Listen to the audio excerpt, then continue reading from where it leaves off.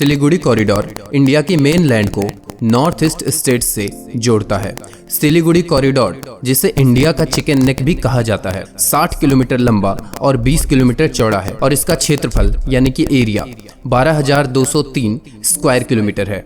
Siliguri corridor India के लिए बहुत महत्वपूर्ण है क्योंकि यह कॉरिडोर खूबसूरत नॉर्थ ईस्ट स्टेट्स का प्रवेश द्वार है और नॉर्थ ईस्ट स्टेट्स इंडिया को सीधे साउथ ईस्ट एशिया से जोड़ता है। चीनी खतरे का मुकाबला करने और मैरीलैंड इंडिया को नॉर्थ ईस्ट से जोड़ने के लिए सिलीगुड़ी कॉरिडोर भारत के लिए बहुत महत्वपूर्ण है।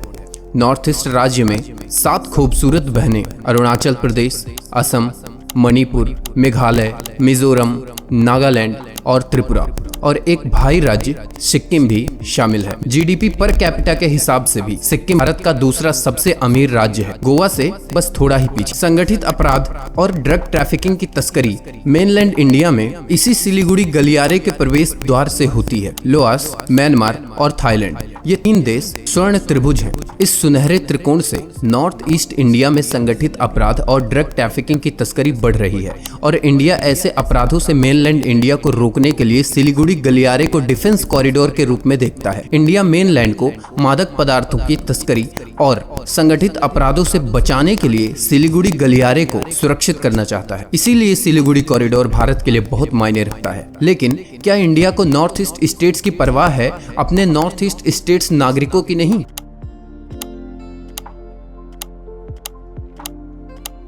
अभी नॉर्थ ईस्ट इंडिया में भारतीय वायुसेना के 14 अड्डे हैं, जो किसी भी अन्य राज्य की तुलना में सबसे अधिक। ये सैन्य अड्डे चीनी खतरे का मुकाबला करने, डोकलाम क्षेत्र पर जासूसी करने और नॉर्थ ईस्ट स्टेट्स में शांति बनाए रखने के लिए है। अब आप सोचेंगे कि नॉर्थ ईस्ट स्टेट्स में शांति नहीं है। मई के बाद 250 से अधिक चर्च, 17 मंदिर डिस्ट्रॉय कर दिए गए।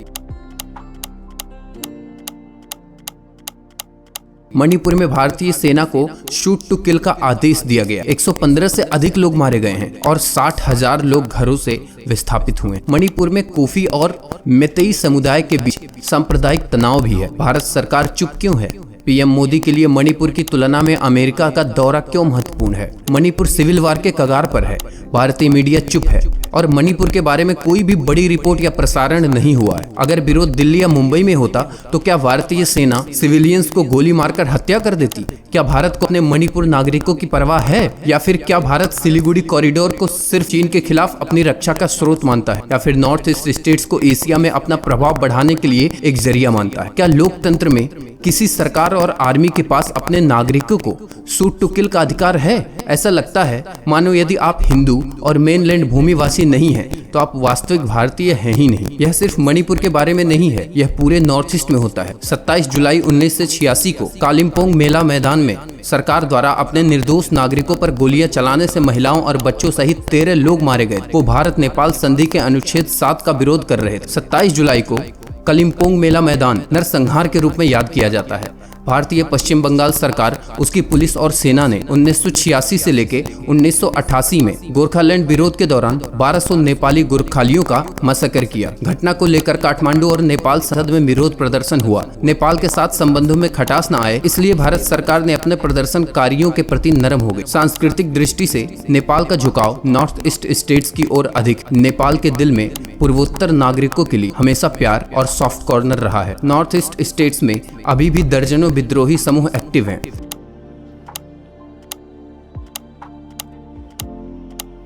अरुणाचल प्रदेश में 2, असम में 12, मणिपुर में 8, मेघालय में 11, मिजोरम में 1 और नागालैंड में 2 सक्रिय विरोधी समूह। ये समूह भारत से शांति और स्वतंत्रता चाहते क्योंकि उन्हें लगता है कि भारत उनका प्रतिनिधित्व नहीं करता, पूर्वोत्तर और मणिपुर की समस्याओं को महत्वपूर्ण की तरफ प्रसारित करता ही नहीं है। ऐसा लगता है जैसे इंडिया सिलीगुड़ी कॉरिडोर को नॉर्थ ईस्ट स्टेट्स के प्रवेश द्वार के रूप में देखता है, लेकिन north east citizens Siliguri corridor को मेनलैंड डोमिनेशन से मुक्ति के रूप में देखता है।